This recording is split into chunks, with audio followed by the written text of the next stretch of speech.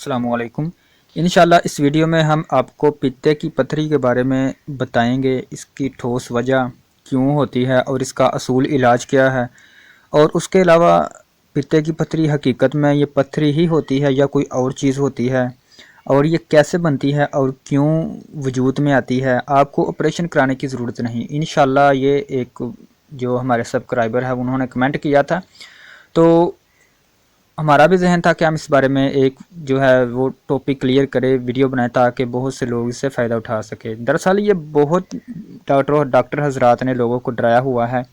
سب سے پہلے ہم آپ کو اس کی تھوڑی سی تفصیل، اس کے علاوہ بعد تھوڑی سی اس کی یہ کیوں پتھری بنتی ہے اور اس کی ٹھوس وجہ کیا ہے، اور اس کے بعد ہم آپ کو اس کی ٹھوس علاج اور علاج کے بعد جو آپ کو یہ کیسے پتہ چلے گا کہ پتھری آپ کے جسم کی خارج ہو چکی ہے، جسم سے خارج ہو چکی ہے یا نہیں۔ تو سب سے پہلے آپ تھوڑی سی تفصیل سن لیں۔ دراصل یہ جو پتے کی پتھری ہوتی ہے یہ حقیقت میں پتھری نہیں ہوتی۔ اس کی میں آپ کو ٹھوس وجہ اور دلیل بھی انشاءاللہ دوں گا، آپ کو آسانی کے ساتھ سمجھ آ جائے گی۔ بہت سے لوگ اس کو لا علاج کہہ دیتے ہیں، اب بیماری کی سمجھ نہ ہونے کی وجہ سے اس کو لا علاج قرار دیتے ہیں اور علاج نہیں کیا جاتا، اور کوئی کہتے ہیں کہ اس کی دوائی نہیں بلکہ صرف اس کا آپریشن ہی ہوتا ہے۔ اور ڈاکٹر حضرات تو عام طور پر یہی مشورہ دیتے ہیں کہ اس کو نکال دیا جائے، ٹھیک ہے، کیونکہ وہ کہتے ہیں کہ اس پتھری کا یا پتے کی پتھری کا علاج ہی کوئی نہیں۔ دیکھو، اللہ پاک نے ہمارے جسم میں جو بھی حصے پیدا فرمائے ہیں، جو بھی پتے، مثلا خاص طور پر پتے کی ہم بات کر رہے ہیں، تو پتے کے بارے میں ہی بات کروں گا۔ اللہ پاک نے ہمارے جسم میں جو حصے بنائے ہیں وہ فضول نہیں ہے، وہ انتہائی کارآمد ہے۔ اگر سوچنے والی بات ہے کہ اگر پتے کو نکال دیا جائے تو کیا اس سے پھر پتھری بننے کا خدشہ نہیں ہوگا؟ اگر مثانے میں پتھری ہوگی تو پھر مطلب کیا مثانے کو بھی نکالنا پڑے گا؟ تو یہ اٹ از ناٹ فائن، بلکہ حقیقت کو سمجھا جائے کہ پتھری اگر بن گئی ہے تو کس وجہ سے ہے، اس کی ٹھوس وجہ کیا ہے اور اس کا علاج کیا ہو سکتا ہے۔ سب سے پہلے ہے سفرا۔ اصل میں جب میں آپ کو تھوڑی سی اس کی مثال دینا چاہوں گا، جب مرغی کو ذبح کیا جاتا ہے تو نیلے رنگ کا پانی ہوتا ہے، نیلے رنگ کا پانی، یہی سفرا ہوتا ہے۔ اب سفرا کیا چیز ہے اگر میں آپ کو بتا دیتا ہوں۔ جب مرغی کو ذبح کیا جاتا ہے تو نیلے رنگ کا پانی اس کے وجود سے خارج ہوتا ہے، پتے سے، تو یہی سفرا ہوتا ہے جو جگر پیدا کر کے اس پتے میں ڈالتا ہے۔ پہلے میں نے فیٹی لیور کے بارے میں ایک ویڈیو بنائی ہوئی ہے، اس میں بھی یہی پتے میں جگر جو ہے وہ اپنا پانی داخل کرتا ہے اور پھر جو پتا ہوتا ہے اس کو پورے جسم میں پھیلاتا ہے، زائد اور فضول چربی کو خارج کرتا ہے، ٹھیک ہے۔ تو اس میں بھی پتا جو ہے وہ جو جگر ہوتا ہے پتے میں پانی داخل کرتا ہے، اپنا جو سفرا ہوتا ہے، سفرا پانی آپ گرمی کہہ سکتے ہیں، ٹھیک ہے، غدد، جگر سفرا پیدا کرتا ہے، پانی پیدا کرتا ہے اور اس کو منتقل کر دیتا ہے پتے کی طرف، ٹھیک ہے۔ اب آپ کو یہاں میں یہ سمجھانے جا رہا ہوں کہ پتھری کیسے بنتی ہے، حقیقت میں پتھری ہوتی ہے یا نہیں، ٹھیک ہے۔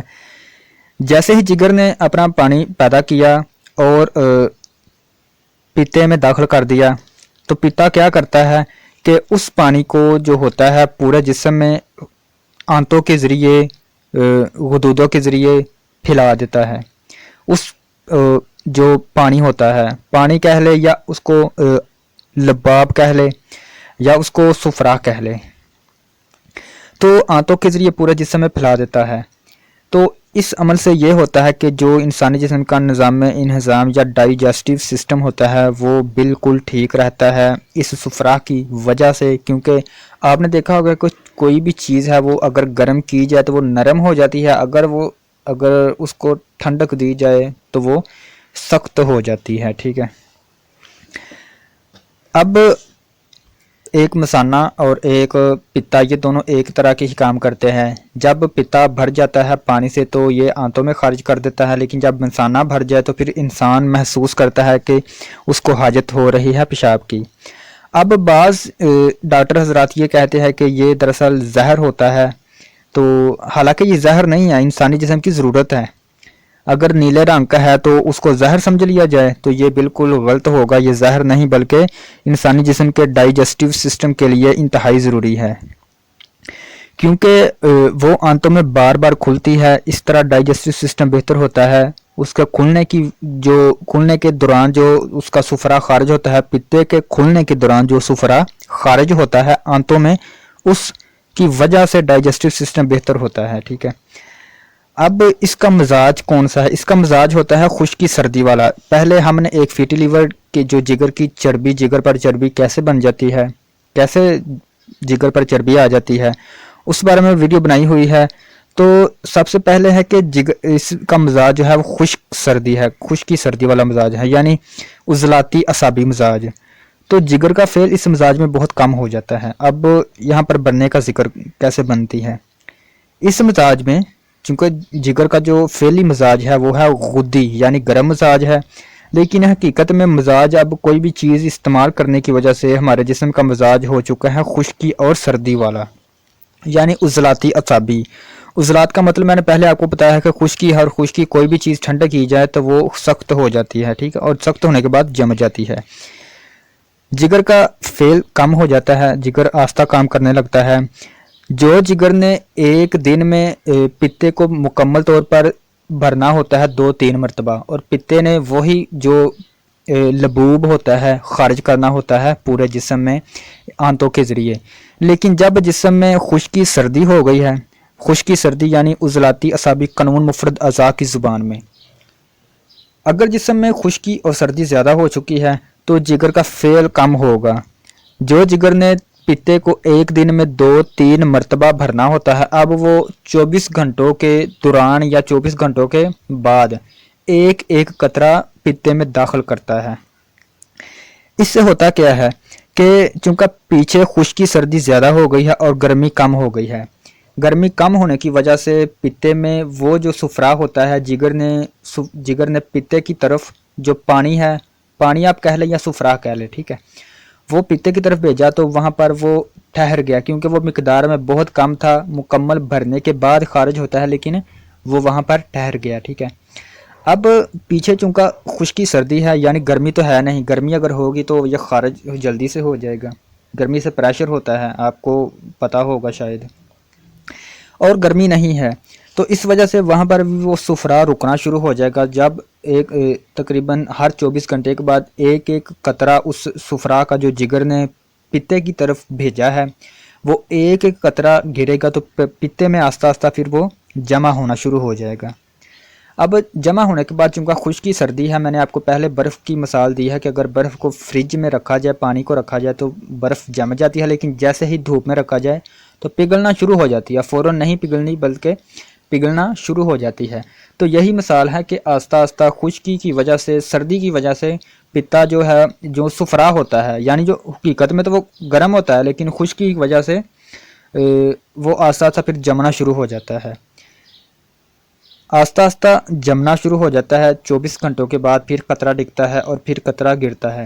ایک وقت آتا ہے، ایک وقت سے مراد 24 تقریباً 2-3 دن یا 4 دن یا زیادہ سے زیادہ ہفتے کے بعد پتھری بننا شروع ہو جاتی ہے، کیونکہ وہ بہت زیادہ سردی کی وجہ سے انتہائی سخت ہو جاتا ہے، اور سخت ہونے کی وجہ سے اس کو پتھری کا نام دیا جاتا ہے۔ حقیقت میں نے آپ کو بتا دیا ہے کہ پتھری نہیں ہوتی، بلکہ ایک جگر کا خارج کردہ پتے کی طرف سفرا ہوتا ہے جو کہ پتے نے پورے جسم میں پھیلانا ہوتا ہے، جس سے ہمارا ڈائجسٹو سسٹم ٹھیک رہتا ہے، یعنی نظام میں انہضام۔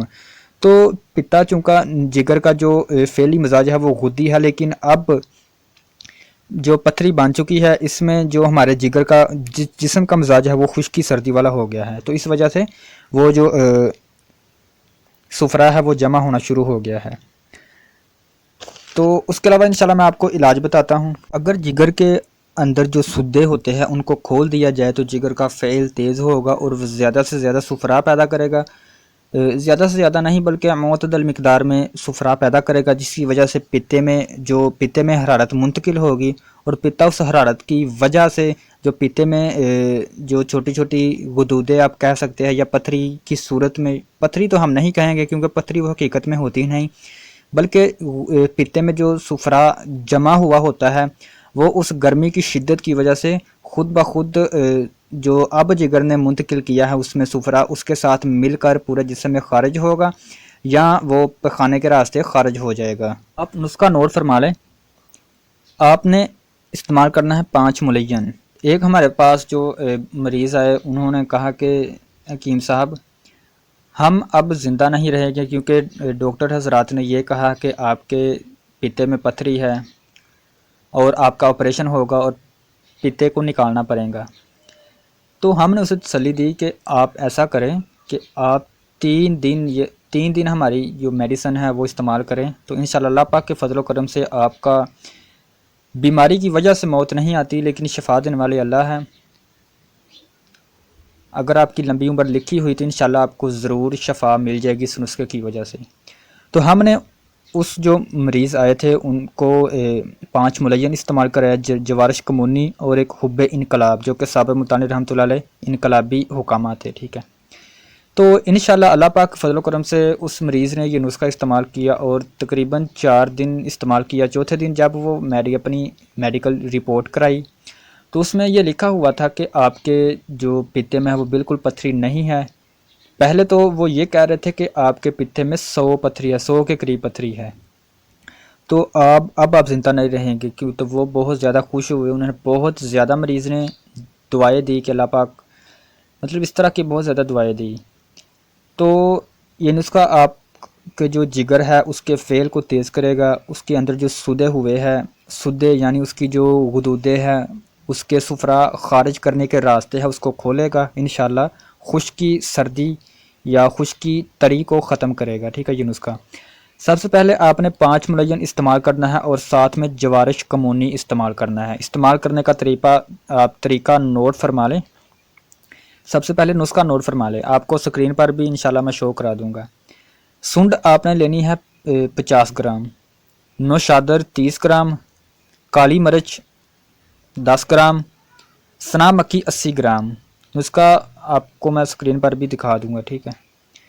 آپ نے ان کے تمام کا صفوف بنا لینا ہے اور صبح دوپہر شام 3 ٹائم آپ نے آدھی چمچی پانی کے ساتھ استعمال کر دیا کھانے کے بعد، اور ساتھ ہی آپ نے 2 ٹائم جوارش کمونی صبح اور شام۔ اس نسخے کو استعمال کرنے کے تقریباً 5-10 منٹ بعد جوارش کمونی، وہ بھی تقریباً 2000 سال سے پہلے کا استعمال ہو رہا ہے، بڑی سادہ سی ایک جڑی بوٹی ہے، تو آپ کو عام پنسار کی دکان سے مل جائیں گی۔ آپ نے جوارش کمونی استعمال کرنی ہے ساتھ ساتھ، تو انشاءاللہ اللہ پاک کے فضل و کرم سے آپ دیکھیں گے کہ 2-3 دن یا زیادہ سے زیادہ 1 ہفتہ، زیادہ سے زیادہ تو تقریباً 2-3 دن ہی لگتے ہیں، آپ دیکھیں گے کہ آپ نے یہ نسخہ استعمال کیا اور جب آپ نے یہ دیکھا کہ آپ کے برے پیشاب یعنی پخانہ کا جو رنگ ہے وہ سبز ہے، اگر آپ کو سبز رنگ کا پخانہ آ جائے تو اس کا مطلب یہ ہے کہ آپ کے جو جسم میں پتے میں پتھری تھی وہ خارج ہو چکی ہے۔ اس سے نسخے سے ہوگا کیا، یہ جگر کے فعل کو تیز کرے گا اور اس میں جو جگر کا صفرا پیدا کرنے والا، جگر کا جو صفرا ہے پیدا کرنے والا عمل ہے اس کو تیز کرے گا۔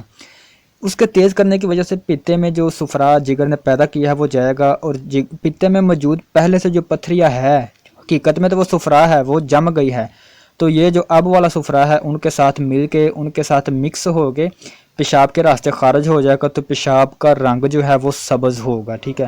اگر سبز رنگ کا پخانہ آپ کو 2-3 یا 4 دن کے بعد آتا ہے تو انشاءاللہ آپ نے یہ سمجھ لینا ہے کہ آپ کے جو پیتے میں پتھری تھی وہ خارج ہو چکی ہے، تو آپ اس کے علاوہ تسلی کے لیے رپورٹ بھی کرا سکتے ہیں۔ ڈاکٹر حضرات بلا وجہ مریضوں کو ڈراتے ہیں، دھمکاتے ہیں، حالانکہ مریض بالکل معصوم ہوتا ہے، ناسمجھ ہوتا ہے، اسے صرف اپنی بیماری سے غرض ہے، تو ڈاکٹر حضرات کو سمجھ نہیں ہے، سمجھ ہوگی لیکن حقیقت، ٹھوس وجہ اور اس کا اصول علاج بھی جاننا بہت ضروری ہے، ویسے پڑھے لکھے تو وہ ہوتے ہیں۔ اس کے بعد اگر آپ کا مرض کافی پرانا ہے، آپ کا جو پیتے کی پتھری ہے کافی پرانی ہے، اور اس نسخے سے آپ نے یہ محسوس کیا کہ ہمیں فرق نہیں پڑا، تو پھر آپ کیا کریں گے؟